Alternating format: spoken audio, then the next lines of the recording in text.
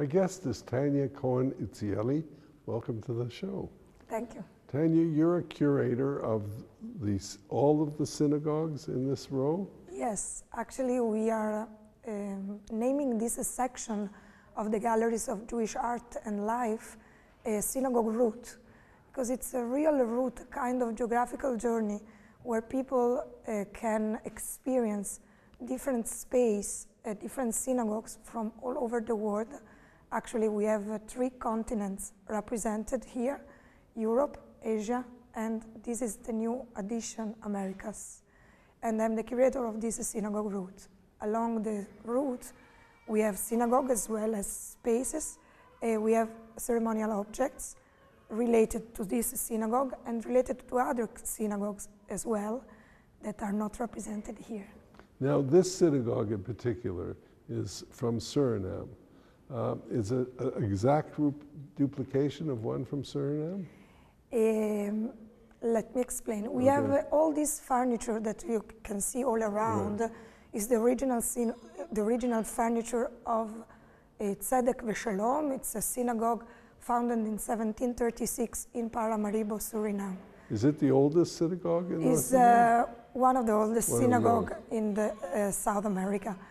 The architecture of the synagogue is still standing in Paramaribo.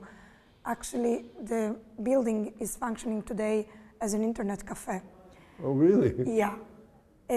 We have replicated here the architecture, so whatever you can see that is white is a replica. Whatever you can see that is not white, including the sand, is something that is original from Suriname, from Paramaribo, the capital of Suriname, and this is the original furniture of the synagogue itself. In regards of the space, we have been constricted to reduce a little bit the scale of the original dimension of the synagogue. It was bigger originally. It was a little bit bigger. Here we have the 80% of the synagogue. Well, that's pretty good. That is pretty good. That give us the sense of the space, a free space, a huge space, a large space, that give us the sense of this community that was a free community, not persecuted like it was in Europe and other places, and free to profess their religion without any restrictions. These are Jews who came as part of the Spanish Empire, and those are Jews. Went to Holland and then to Suriname? Yes, originally probably this, the ancestor of the people that arrived in Suriname in the 17th century, they were coming from Holland. Before Holland, probably they were coming from Portugal and Spain. They were Spanish Portuguese Jews. Most of them probably they were conversos. They were forcibly converted to Christianity, and when they emigrate to the New World, they find themselves to be Jews again, because they found in this new free world the opportunity to come back to their religion. So this synagogue reflects the Sephardic tradition of synagogue arrangements and synagogue construction? Yes, in fact, actually, this synagogue is a kind of a group of synagogue that the mother synagogue is in Amsterdam. The synagogue in Amsterdam that was founded in the 1680s. So around 100 years before this, a little bit less, it was the main synagogue that was a sort of inspiration of all the other communities that spread all around the world. The furniture, the place where the Arona Kodesh is, where the Bema is, where the benches of the Parnasim, the leaders of the community and of the rabbi, is the same position that appeared in a group of synagogues in the Caribbean, as well as in Amsterdam, as well as in Bevis Marks in London, Sherit Israel in New York, Truro Synagogue, Rhode Island. So those are a group of synagogues that are reflecting the same liturgical need and the same liturgical tradition. And when did the Sephardic tradition of arranging the elders on one side, the rabbi, and the bima and the where the Torah is kept, you know, so it's a kind of cross arrangement. It's kind of cross. First of all, it's referring to rabbinical tradition. There are several rabbinical traditions, and Ashkenazi, they are following the Maimonides, and the Sephardi, they are following Karo. So there are different rabbinical regulation sources, and each community is related to these sources. We don't know to go back so far, but we know that at the beginning of the 15th century in Spain, we have these arrangements. But the original synagogue in Amsterdam wouldn't have had a sand floor. We were in Barbados, my wife and I, and they had a sand floor there. I thought it was just this Barbados synagogue, but it's all over the Caribbean, I presume. It's all over the Caribbean. It's a kind of a riddle. Why we have this sand?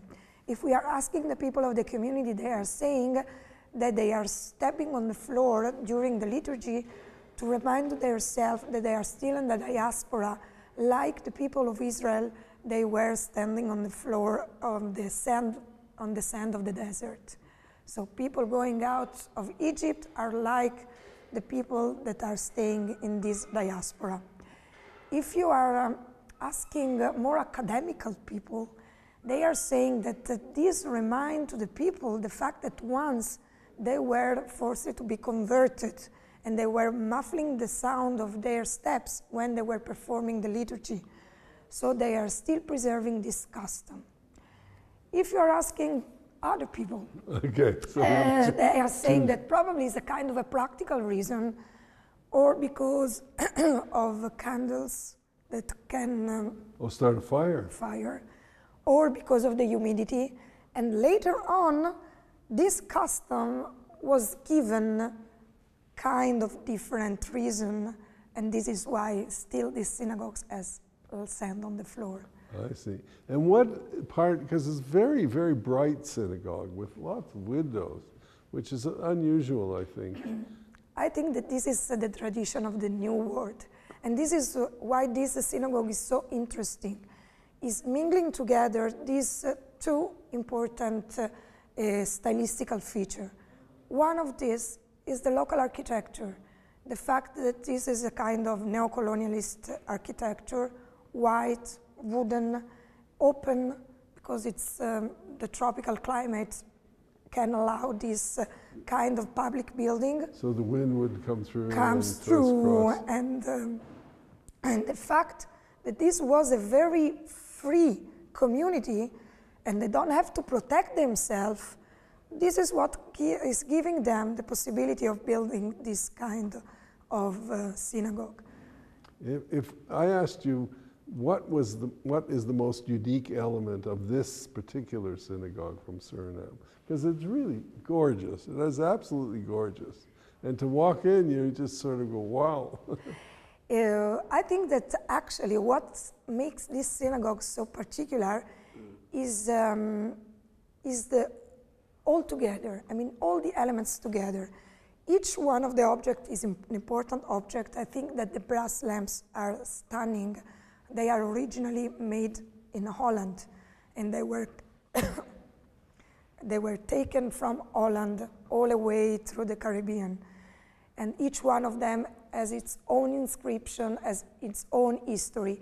But I think that all the things together, the white of the architecture, the dark brown of the furniture, the impressive brass and the shining of the brass lamps, this is what makes this synagogue as an entire artifacts and splendid artifacts. Well, it's like going from the dark synagogue, the German synagogue, all wooden and low and very dark, and then to the brightness of the Mediterranean, if you want, the Caribbean. It's such a contrast. It is a contrast, and I think that it's really, I always say that the synagogue is a mirror of a community, and the architecture is really a mirror. And if this is a mirror, we can assume that this community, they were coming, singing, without being ashamed of being Jews. And this is the important thing. Well, it's a wonderful synagogue. It's a wonderful place. And the tour down through the synagogues and the ages and the Cochin Synagogue, it's terrific. I hope lots of people come to visit it. I Thank hope you very so. much, Tanya. Okay, thank you very much to you too.